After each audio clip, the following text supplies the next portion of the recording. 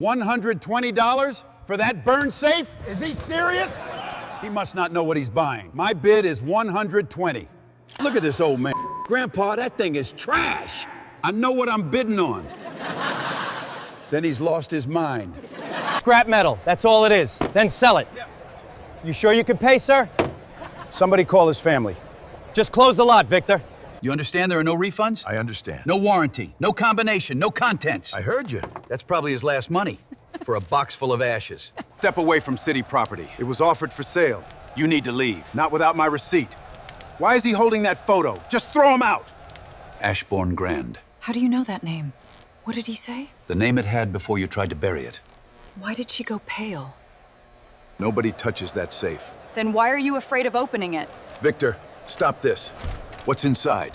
What survived?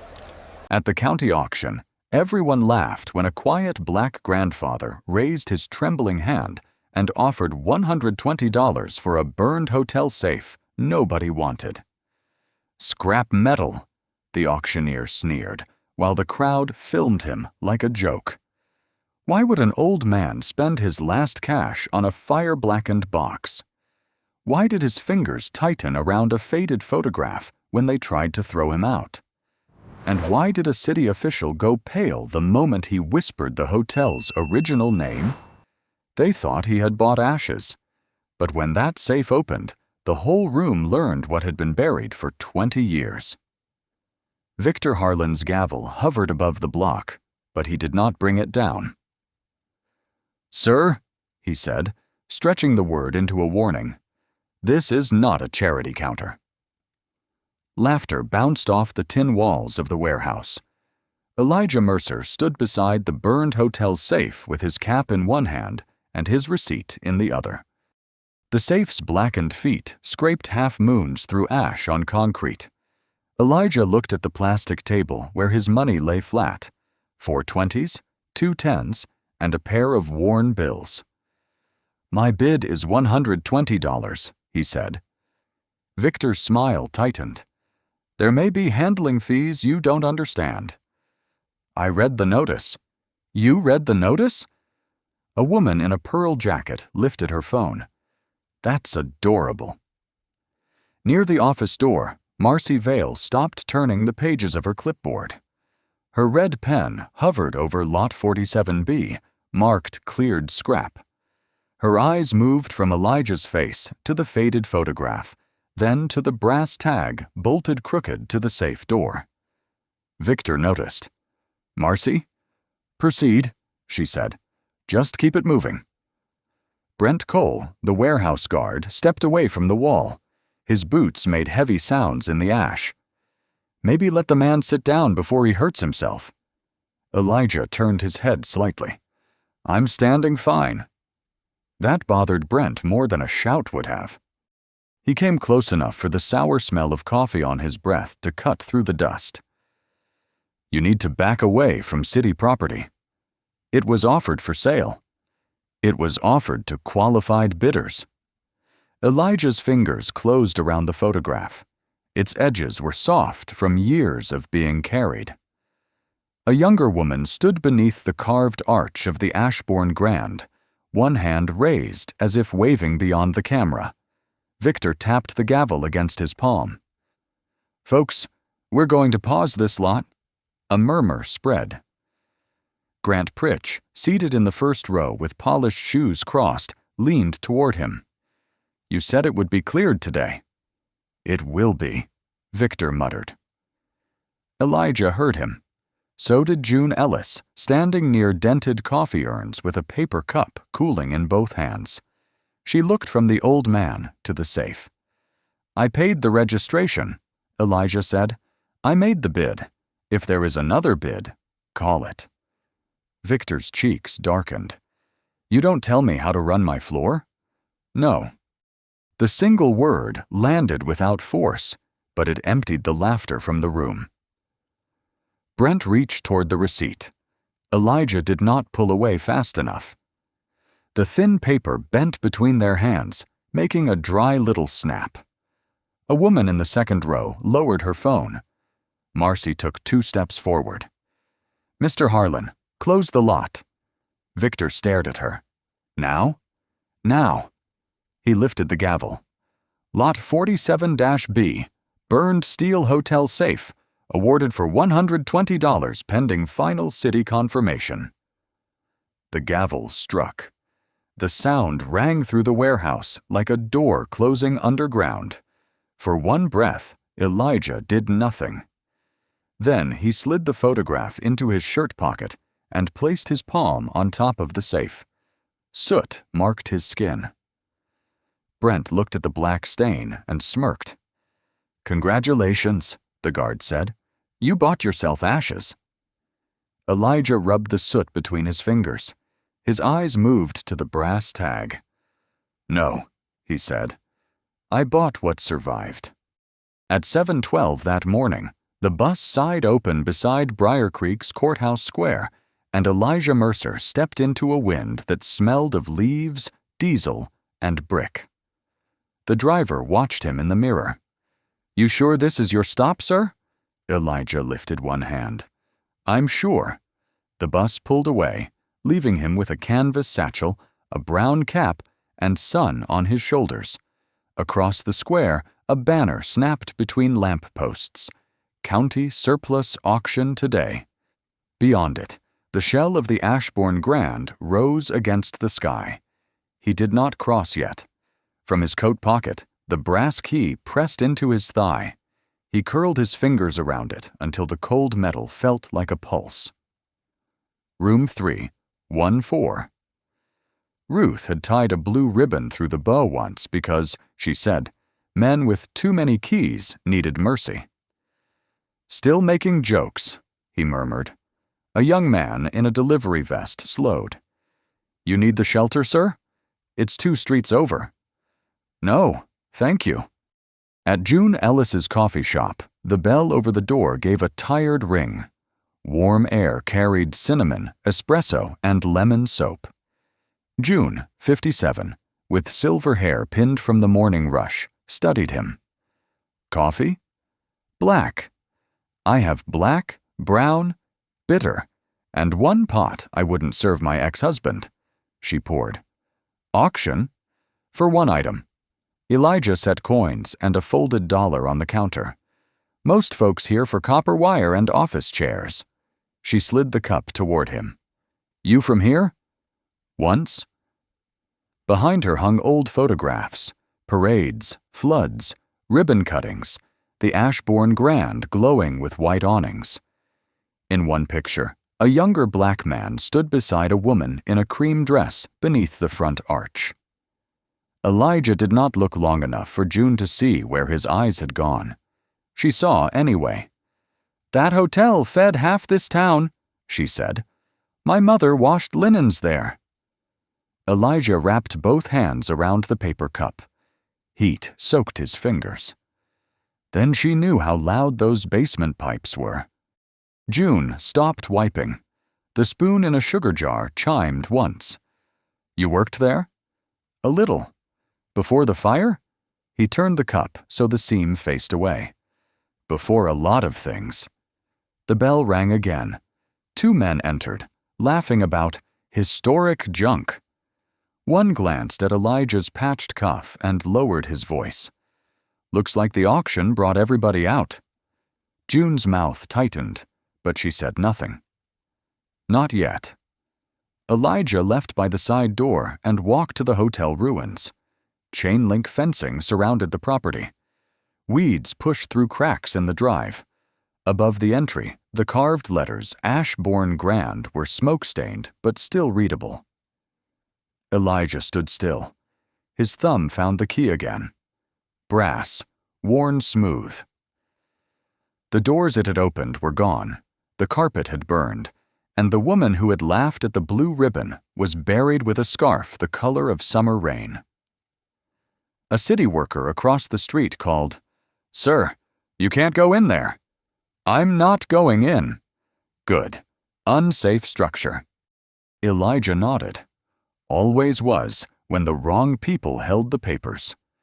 The worker frowned, but Elijah had already turned toward the warehouse district.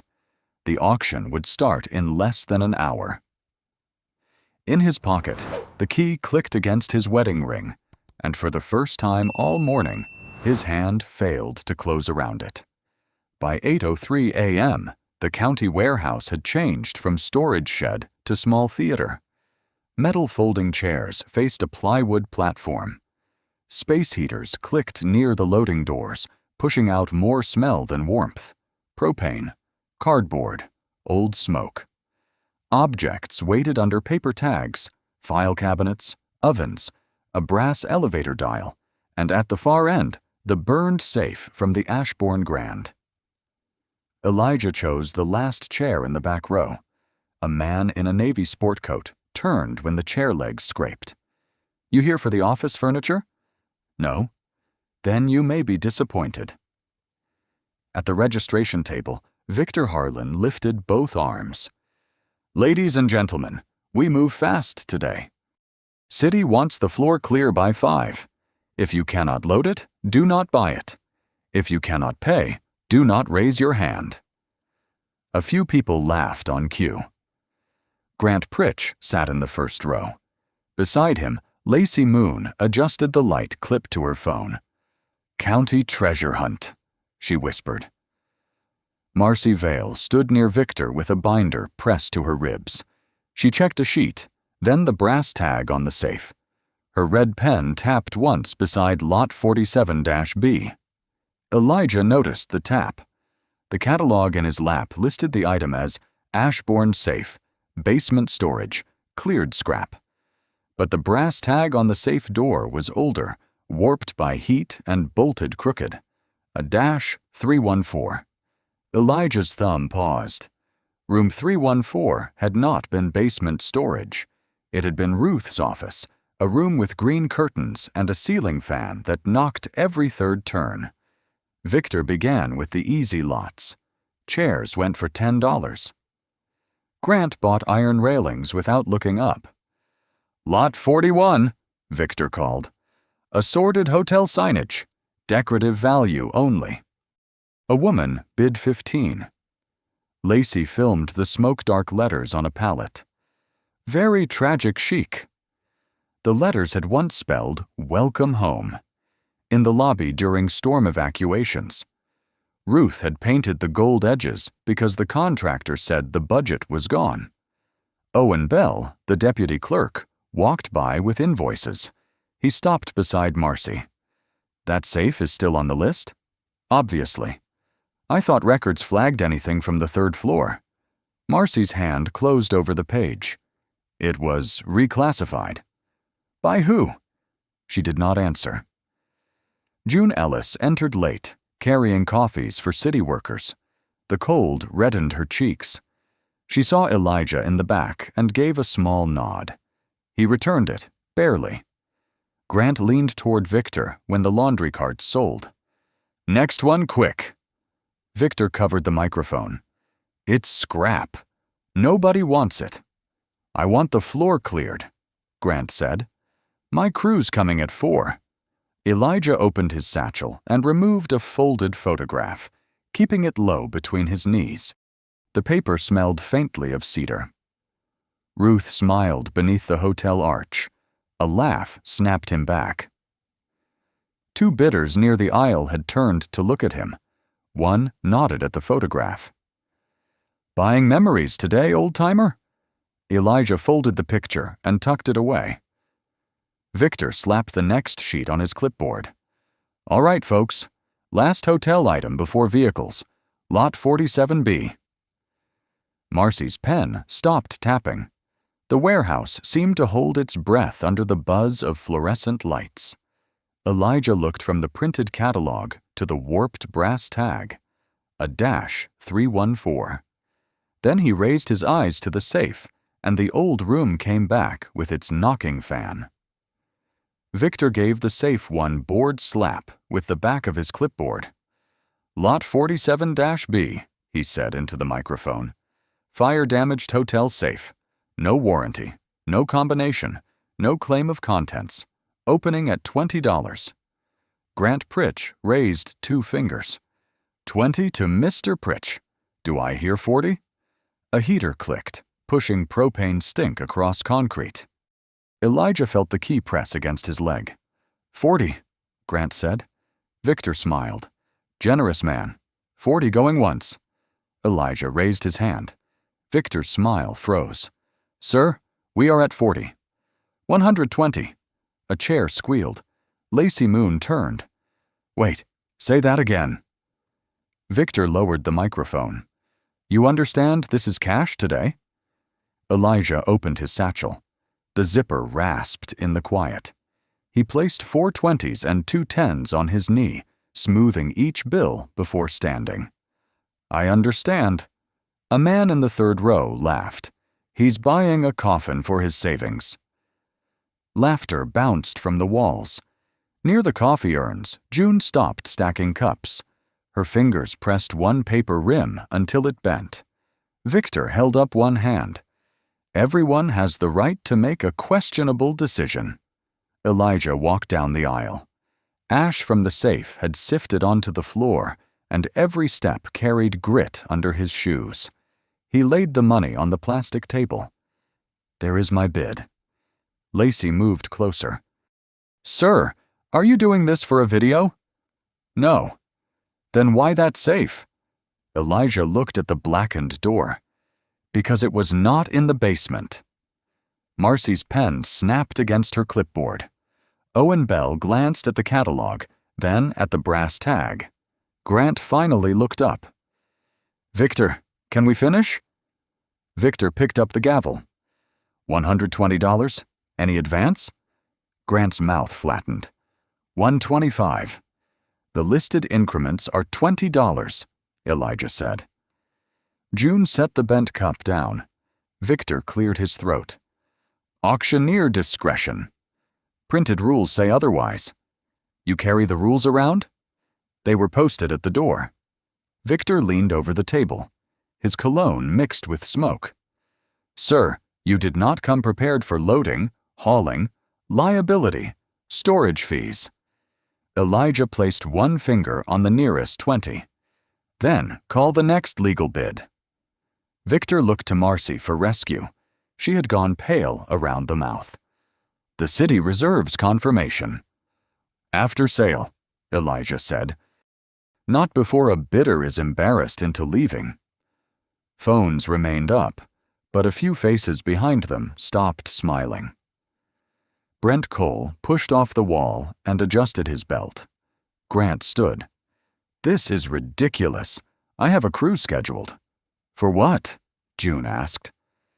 Every head turned toward her. She swallowed.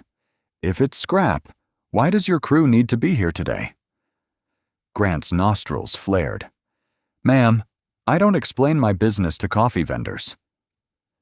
Victor struck the table with the gavel, not hard enough to close the lot, only hard enough to take back the room. Enough. 120 from bidder 73. Going once. Lacey's phone drifted from Elijah to Victor. Going twice. The ash under the safe's feet made a tiny crackling sound as the warehouse door rolled in the wind. Victor lifted the gavel for the third call, and Marcy stepped forward fast enough that her clipboard hit her hip. Wait, she said. Wait, Marcy said again, quieter this time, but the word had already cut through the warehouse. Victor held the gavel in the air. For what? She stepped close. I need to verify the asset code. The tag says A-314, Owen Bell said from the laptop. That's what I asked about. Victor's jaw moved once. Clerical carryover. Happens all the time. Elijah stood at the plastic table with his money beneath his palm. 4 20s, 2 10s, 2 1s hidden for bus fare home. Near the loading door, June Ellis stared at his face. The old photograph behind her coffee counter returned in her mind. A younger man under the Ashbourne arch, a woman in cream beside him. You're in that photo, June said. Elijah slid the ones back toward himself. Victor snapped. Ma'am, spectators don't run my auction. I'm not running it. June walked forward. I'm trying to remember why your scrap lot looks like something my mother used to clean around. Marcy's face tightened. Mrs. Ellis, please. June looked at her. You know my name now? Lacey Moon lowered her phone. Wait, who is he? An unconfirmed bidder, Victor said. Elijah looked at June. You keep old clippings in your shop. I keep history, she said. Some of us have to, when the city throws it on pallets. Grant Pritch checked his watch. This is theater. The property has been condemned for years. Condemned isn't erased, June said. Victor stepped between her and the table. Enough. Lot suspended while the city confirms status. He reached for the cash. Elijah placed his other hand over the bills. Don't, he said. It was not loud. It made Brent Cole move anyway. The guard came from the wall, boots grinding ash into gray streaks. Take your hand off the table. That money is mine until the sale is properly called. Brent leaned close. You want a problem over junk? June looked toward the clerks and the men who had been laughing. No one stood. Lacey lifted her phone again, slower this time. Marcy flipped through her binder too fast. A page tore against the metal rings. She stopped, pinching the loose edge. Elijah saw it. So did June. What page was that? June asked. Inventory correction, Marcy said. Then it can be read out loud. Victor's eyes flashed. This is not a public hearing. It's a public auction, June replied. For the first time, Elijah almost smiled. Ruth would have liked that answer. Brent reached past him and caught the corner of the receipt. The thin paper bent. Elijah's fingers tightened, only enough to hold what the rules said he had earned. The receipt made a dry snap. The sound embarrassed the room. Lacey whispered, I got that. Victor heard her. Turn that off. No, she said, surprised by her own voice. Grant stood. Victor, remove him and finish later. Marcy still held the torn page. Her red pen had left a mark on her thumb. June stepped nearer Elijah. Sir, what was the hotel room? Elijah looked at the warped brass tag and the ash around the safe's feet. 314. June covered her mouth. Behind her, an older bidder whispered, Ruth's office. Marcy slipped the torn page behind her clipboard, but a strip remained caught in the rings, pale against the dark cover. Elijah watched that small piece flutter each time the heater clicked on. The heater clicked on, and the torn strip in Marcy Vale's binder lifted like a small white flag. Brent Cole saw Elijah watching it. He stepped between them and held out his gloved hand. Receipt? Elijah kept the paper flat on the table. The sale was called to the second warning. It was paused. After my legal bid. Victor Harlan laughed for the crowd, but it came out dry.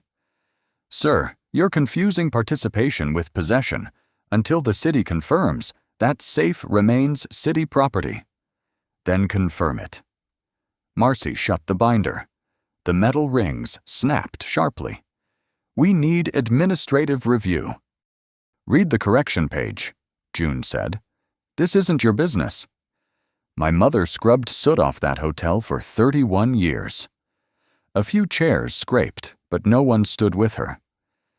Lacey Moon kept her phone low at her waist, red light blinking. Brent pinched the receipt and pulled. The paper wrinkled under Elijah's fingertips. He did not yank back. He only pressed harder, his knuckles rising like knots. Let go, Brent said. No. You want me to remove you? Elijah looked at the safe, then at the black dust around its feet. I want you to follow the posted terms. Victor leaned to the microphone. Buyers are responsible for handling, storage, transport, access fees, safety verification, and municipal processing.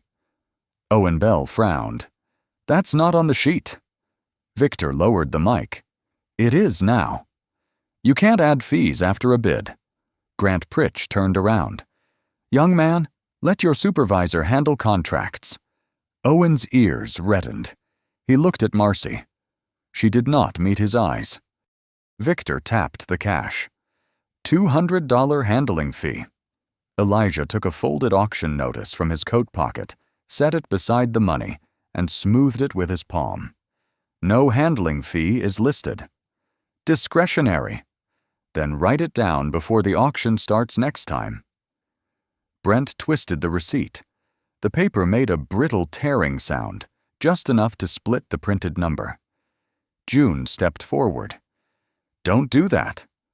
Brent pointed at her without looking. Stay back.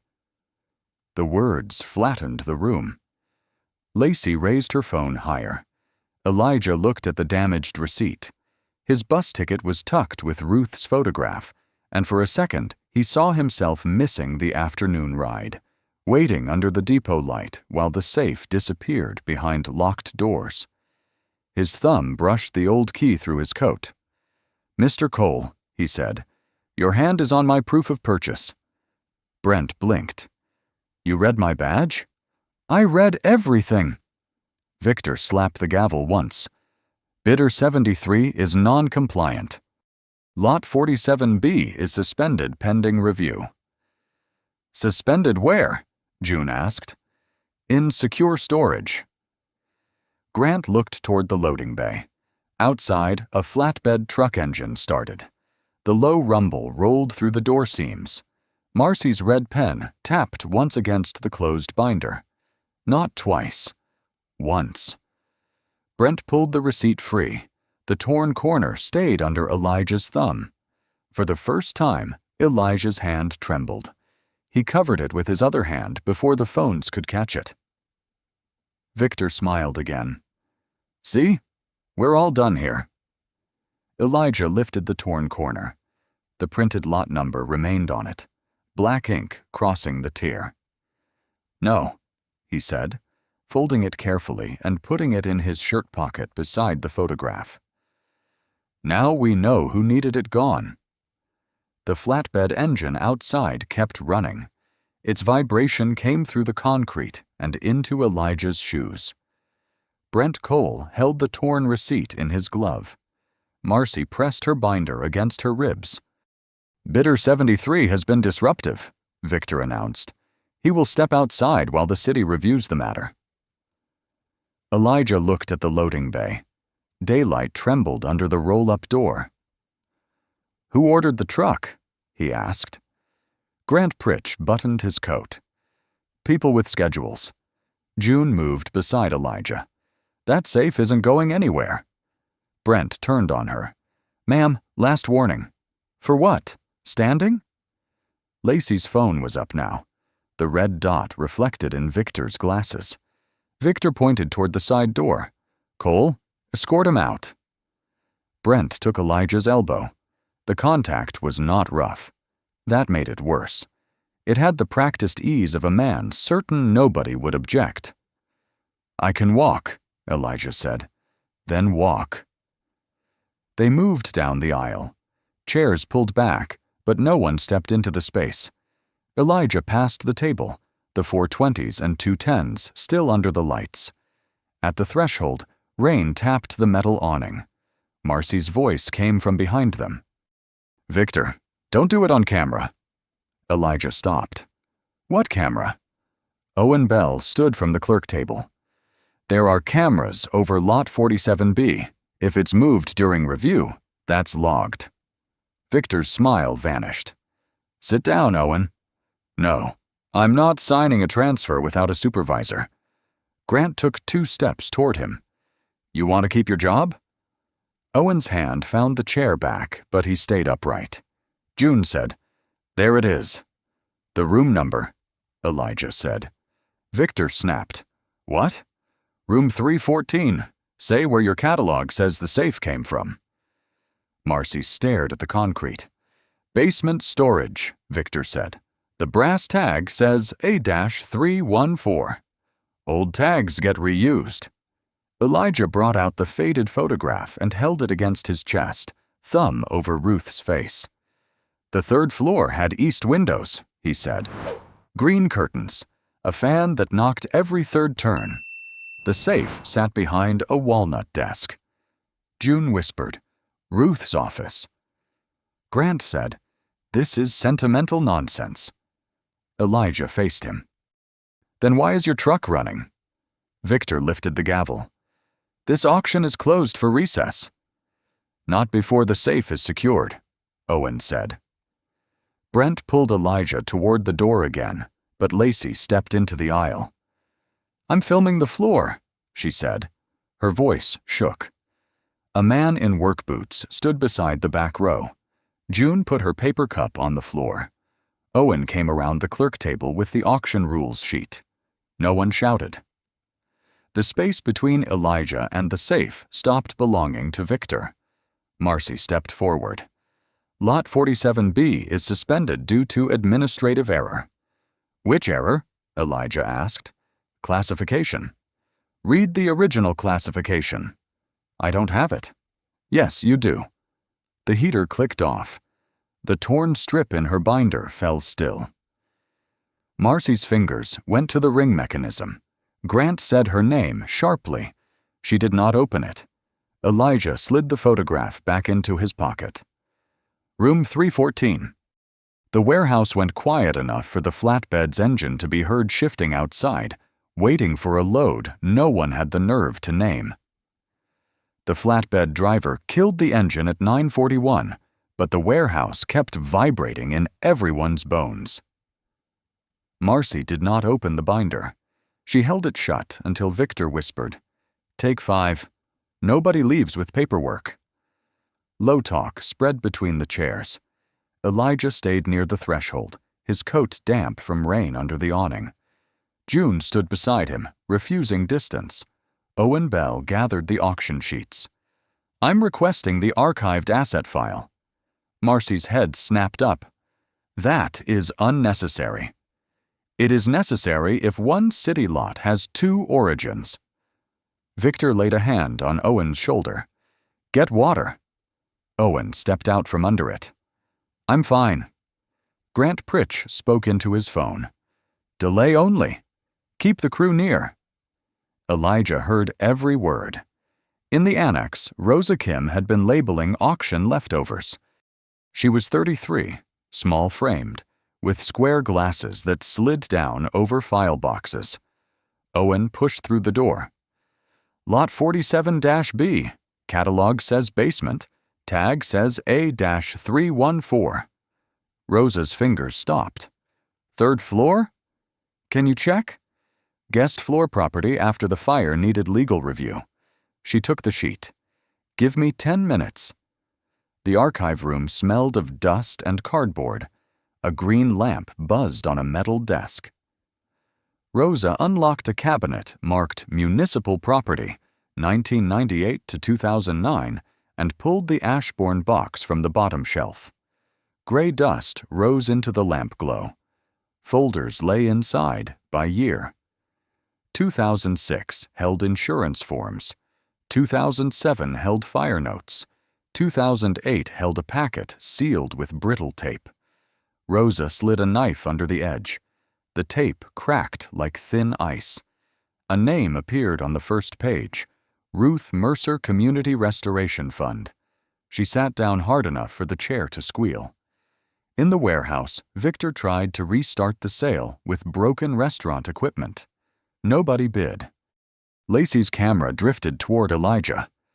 Sir, she said, why room 314? Elijah watched rain run down the loading door. Because my wife hated elevators. She chose an office high enough to see the courthouse clock. June blinked at the floor. Marcy approached fast. Stop speaking as if you had authority over that building. Elijah turned to her. I had keys. Lots of people had keys. He took the brass key from his pocket. The worn hole where the blue ribbon had been tied still showed. Not this one. Marcy stared too long. The annex door opened. Rosa came out with 3 folders hugged to her chest. "Ms. Vale," she said, "this lot cannot be moved." Victor stepped in front of her. "You don't announce city determinations on my floor. I'm preventing disposal of restricted property." Grant ended his call. "Who are you?" "Assistant Archivist." Rosa opened the top folder. Ashbourne third-floor assets were under review because of pending trust documents. Room 314 is listed separately. Marcy reached for the folder. Rosa pulled it back. "I need copies first." Victor smiled with no warmth. "Those are internal records." "They were internal," Rosa said, "until someone tried to sell them as scrap." Elijah lowered his eyes to the safe. The blackened door no longer looked like metal. It looked like a mouth refusing to open. Then Marcy's phone rang. She turned the screen inward, but Elijah saw the name flash before her thumb covered it. G. Pritch. Rosa Kim did not say the name on Marcy's phone. She looked at the screen, then at Grant Pritch across the warehouse, where he stood with his phone pressed flat against his palm. Marcy silenced the call too late. The ringtone was soft. It made the room feel colder than the rain outside. Lacey's camera caught Marcy turning the screen into her coat. "Ms. Vale," Rosa said, "I need these files back in the archive room." "You will do no such thing. They need to be scanned. They need to be returned to municipal custody." Rosa held the folders tighter. "That's where I found them." Victor stepped between them. Old paperwork gets dramatic when people don't understand it. Rain tapped the loading door. Elijah stood beside the safe, the brass key warm inside his fist. "Call Malcolm Reed," he said. Rosa turned. "You know Mr. Reed?" "I know who kept the index after the fire." Marcy's face changed. "Malcolm is retired." "Then he has time to answer." Owen offered his office phone. Rosa took it into the annex. The line clicked and buzzed. "Reed," an older voice said.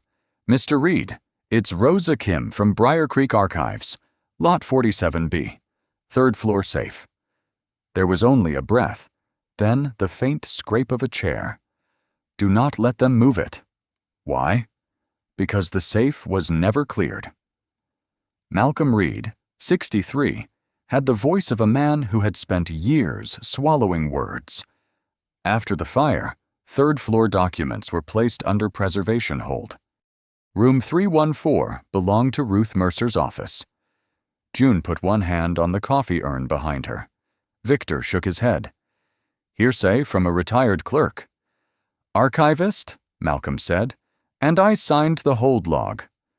Grant gave a short laugh. "Convenient." "Not for me," Malcolm answered. "I was told to misfile the duplicate." Chairs creaked. Someone whispered, "Told by who?" Malcolm did not answer. "Rosa, page 4 of the 2008 packet. Read the trust name." Rosa opened the folder. "Mercer Restoration Trust." Lacey whispered, "Mercer?" The phone in Grant's hand slipped half an inch. Rosa read again, quieter. "Co-founders, Elijah Mercer and Ruth Mercer." June turned toward him. Her face did not ask why he had stayed silent. It asked how long he had carried it. Victor grabbed for the folder. Owen caught his wrist. "Don't," Owen said. Marcy walked to the side door and pushed it open. Cold rain smell rushed in.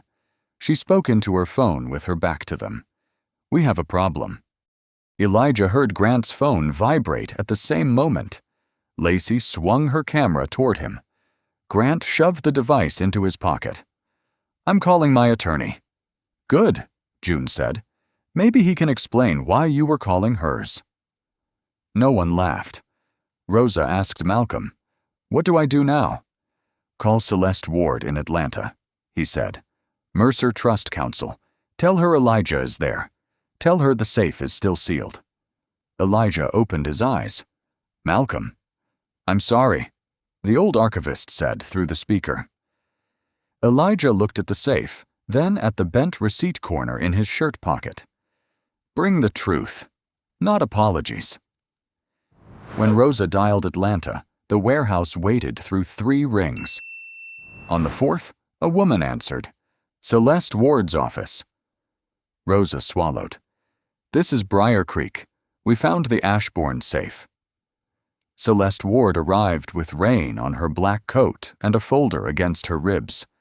She did not hurry. That made Victor nervous. People who ran late rushed. People who knew why they had come walked carefully. Elijah, she said. He nodded once. Celeste? Lacey's phone tilted between them. You know him. Celeste, 46, with silver at her temples and a courtroom-smooth voice, looked at Victor. Mr. Mercer is a client of the Mercer Restoration Trust. Victor gave a dry laugh. Trust counsel doesn't create ownership. No, Celeste said. Documents do. She opened her folder on the plastic table, moving Elijah's folded cash aside without disturbing it. 4 20s, 2 10s. Under the lights, the money looked less like a joke and more like evidence. Marcy stepped forward. This auction is paused for review. Then you will have no objection to preserving the item. Grant Pritch buttoned his coat. Preserving a burned box? Celeste removed a blue-stamped notice. Temporary preservation demand, delivered to the clerk 9 minutes ago. Lot 47B is not to be moved, opened privately, altered or transferred until chain of custody is established. Victor squinted. This isn't a court order. It is what comes before one. The chairs gave a soft, uneasy creak. Brent glanced at Victor, waiting for the old rhythm to return.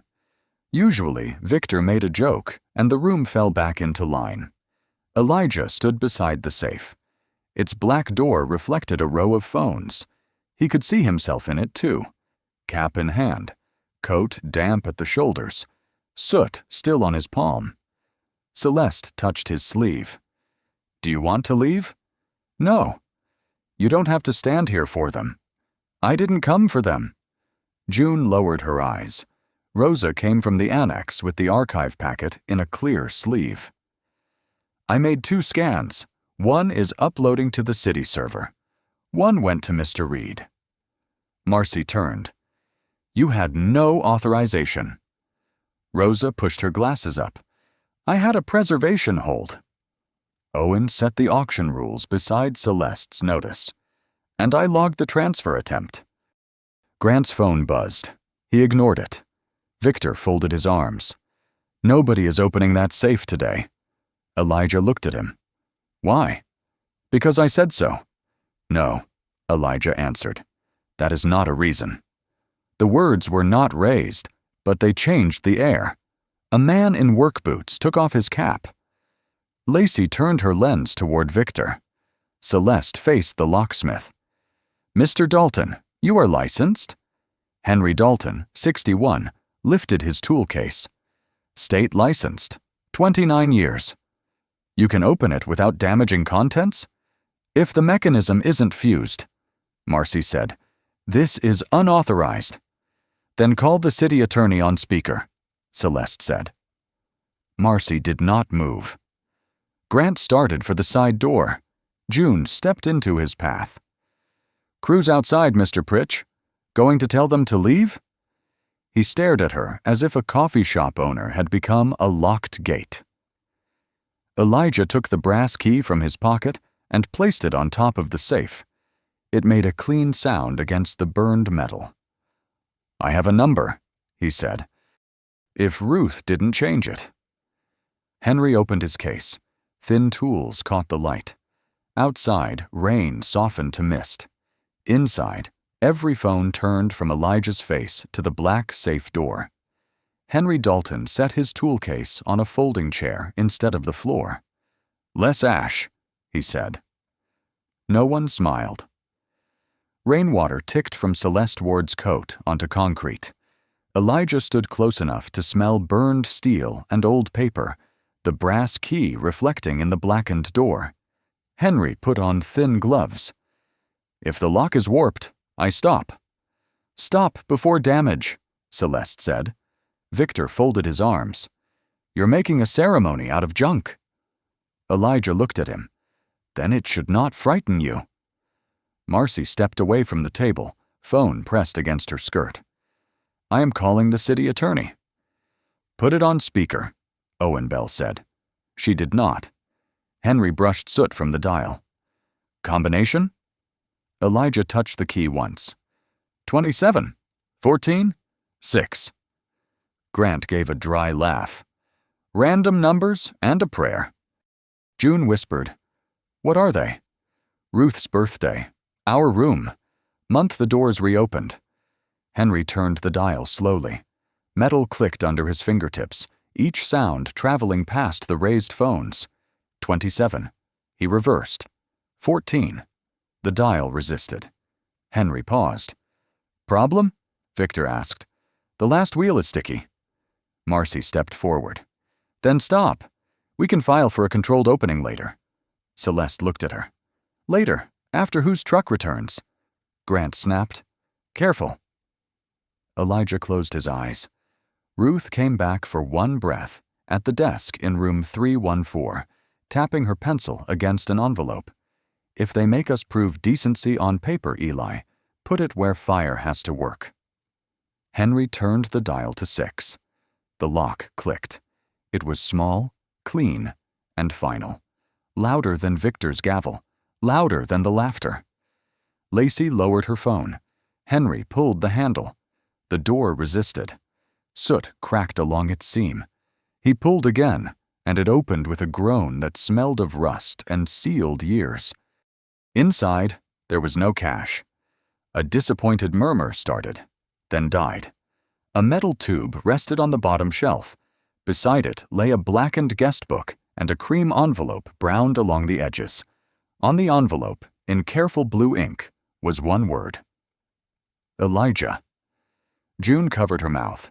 Marcy said, "Do not touch anything." Celeste was taking photographs. "Chain of custody begins now. Owen, time?" 10:18 a.m. Rosa spoke into her recorder, opening witnessed by city staff, council, locksmith, public attendees. Victor stared at the envelope.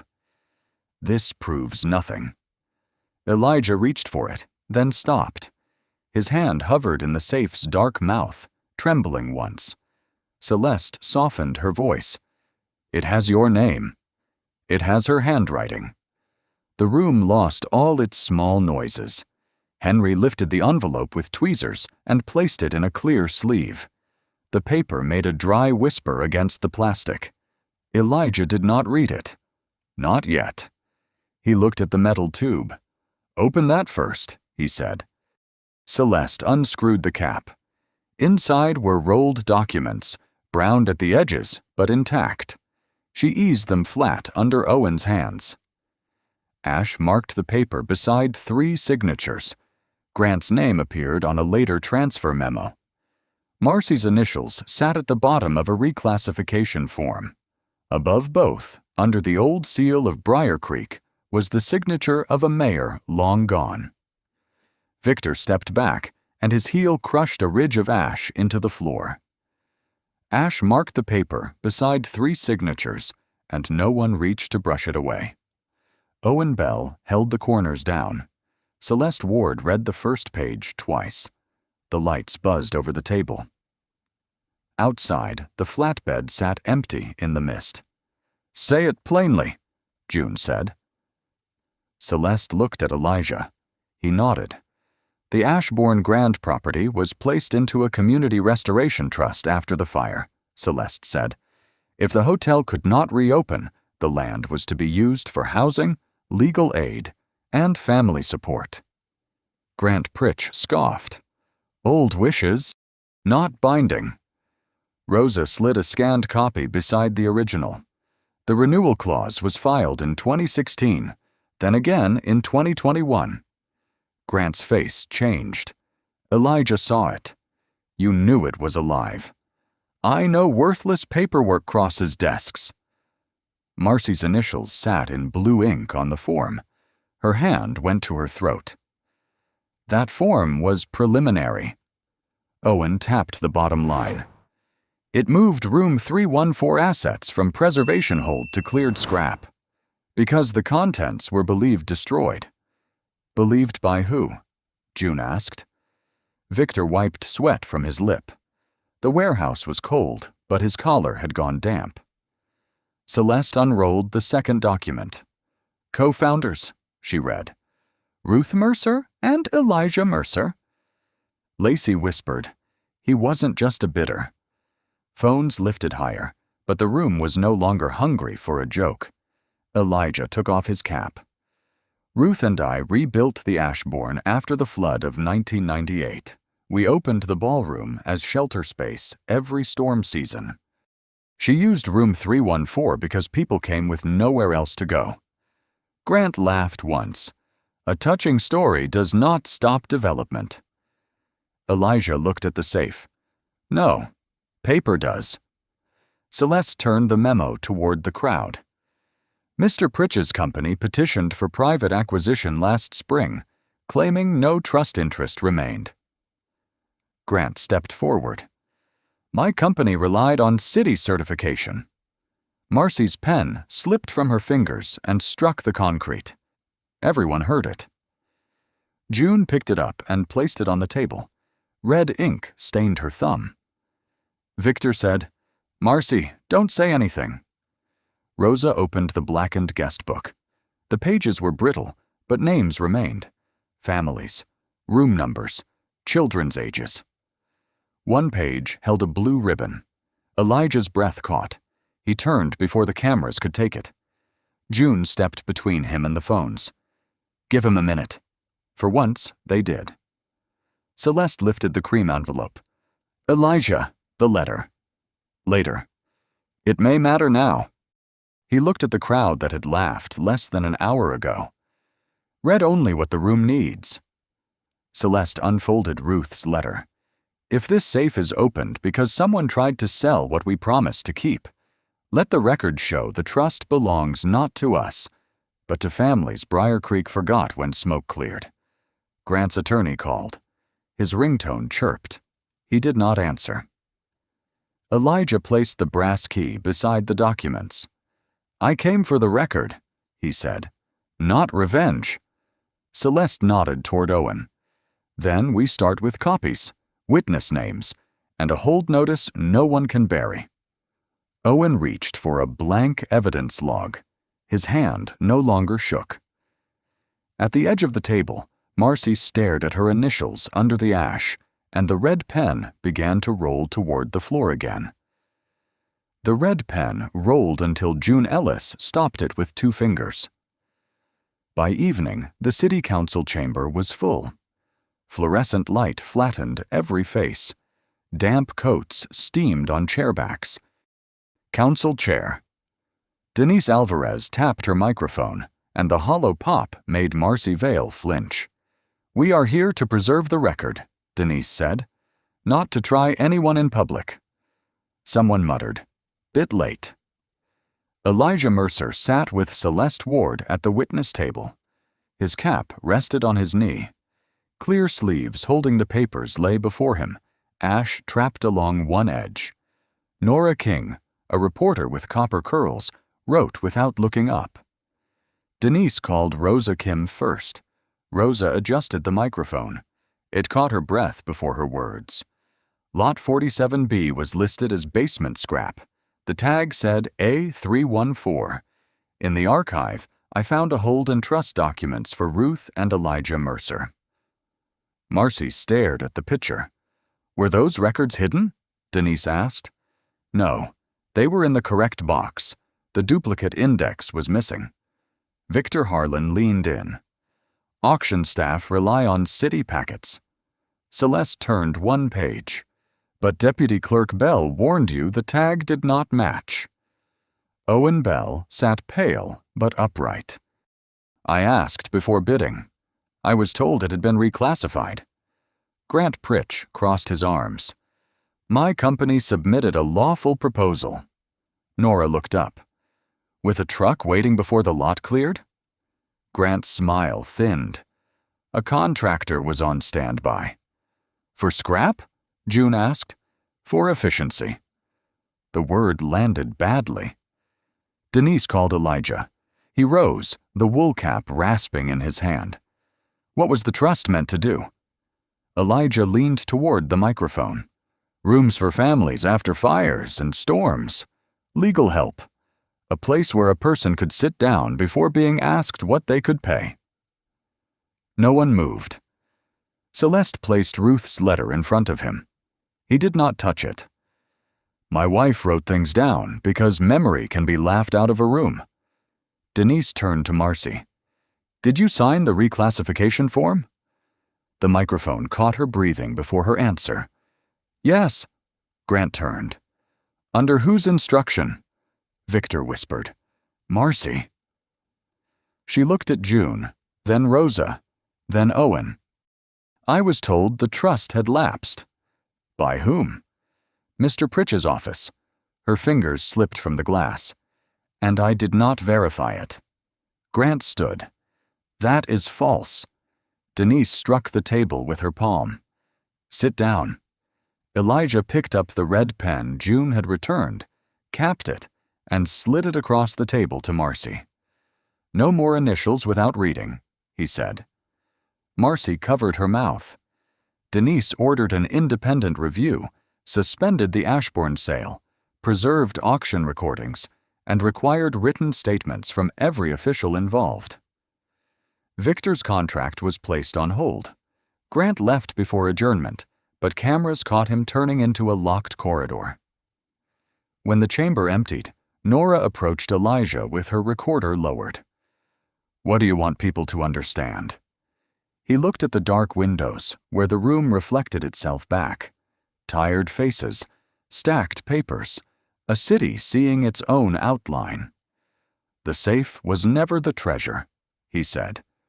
Outside, rain had stopped, and Rosa found a second copy of the missing index tucked under her windshield wiper. The paper under Rosa Kim's windshield wiper had gone soft at the corners by morning. She carried it to the review office in a clear sleeve. Elijah Mercer stood by the window with untouched coffee in his hand. Outside, the fenced ruins of the Ashbourne Grand shone black after rain. Celeste Ward read the copy first. This is the missing index. Owen Bell leaned closer. Third floor assets. Preservation hold. Room 314, separately logged. June Ellis, still in her cafe apron, set muffins on the table. Somebody wanted it found. Or wanted to save themselves, Celeste said. At 10 a.m., Council Chair Denise Alvarez opened the emergency session. The room smelled of wet wool, toner, and old varnish. Victor Harlan sat in the back row with his auction badge removed. Marcy Vale sat near the aisle. Grant Pritch did not appear. His attorney took his chair. Denise tapped the documents.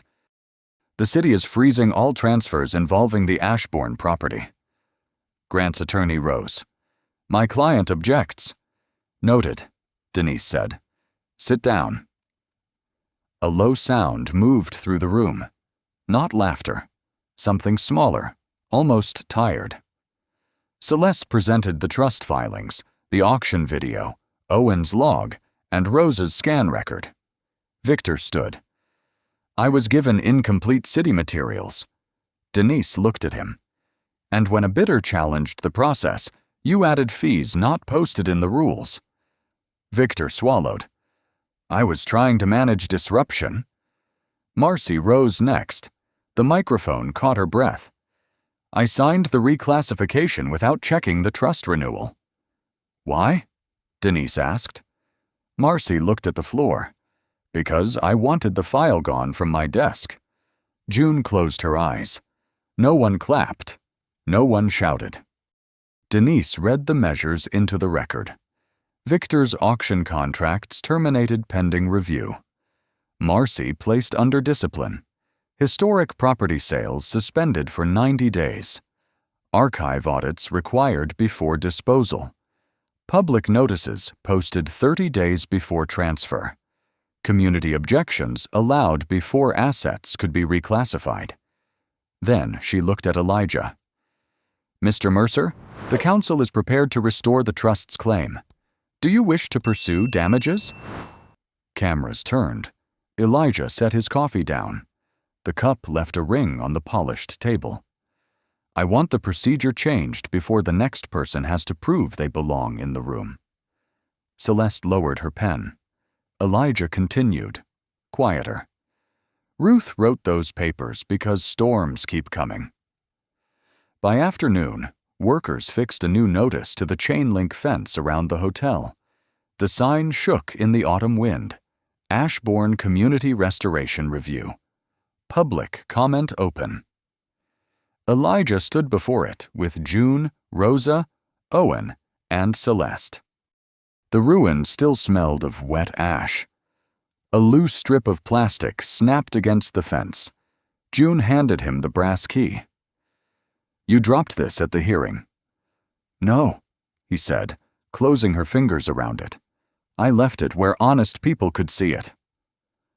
Across the street, a child asked her mother what the building used to be. Elijah listened as the mother answered, "A place people are trying to bring back." He looked up at the smoke-stained arch. Since stepping off the bus, he no longer counted the exits.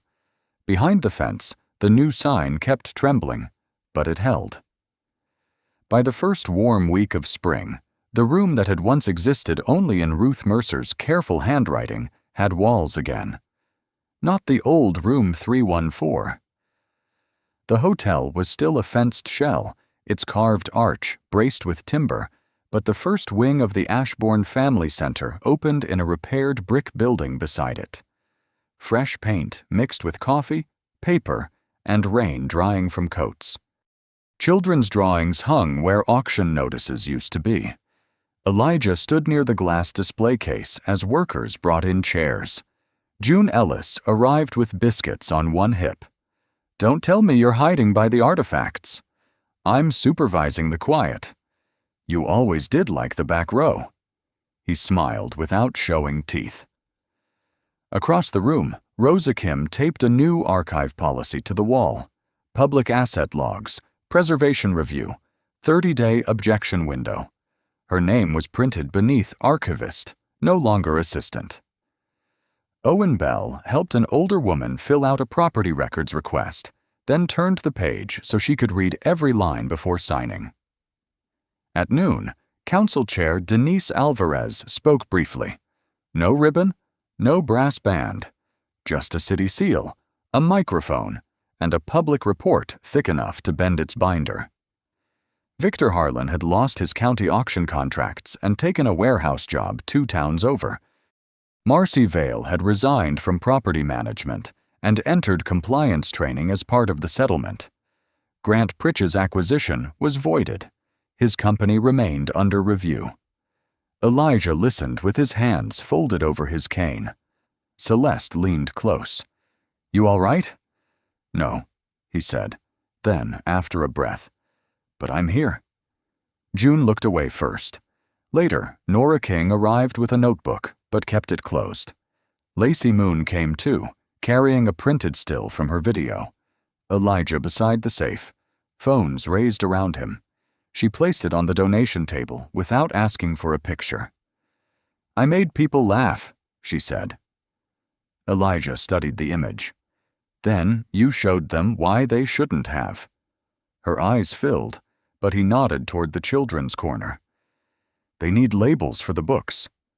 She went. Near sunset, the crowd thinned. Rosa unlocked the display case. Inside were Ruth's letter, the blackened brass tag A-314, the torn receipt corner, and the old key with the worn hole where the blue ribbon had once been tied. Elijah took 4 20s and 2 10s from his wallet. The same bills had been returned after the hearing, flattened and sealed in an evidence sleeve. He removed them now with slow fingers. June said, "You sure?" "They bought a door." He placed the money beside the key. The bills looked small under glass. Not pitiful. Exact. A little girl pressed close to the case. "Why is money in there?" Elijah bent carefully. "Because sometimes the smallest price tells the largest truth." "Was it yours?" "For a while." The girl considered that, then ran back to her mother. Elijah reached into his coat and took out Ruth's photograph. He did not place it in the case. He set it on the table beside him, facing the room. In the picture, Ruth stood beneath the Ashbourne arch as if she had known strangers would need proof that gentleness could build brick. Outside, wind moved through the fence and shook the new public notice. It held fast. Elijah turned the key once in the case lock and stepped back. Behind the glass, the brass caught the evening light. If this story reminded you of a moment when someone was judged too quickly, share it in the comments. Sometimes the quietest person in the room is carrying the truth everyone else refused to see. Send this story to someone who believes dignity matters, even when the crowd laughs, and justice matters, even when the system moves slowly. Subscribe for more stories about ordinary people, quiet strength, hidden histories, and the changes that happen when one person refuses to let the record disappear. And if Elijah's $120 safe stayed with you, leave a comment with the word dignity, so others know they are not watching this story alone.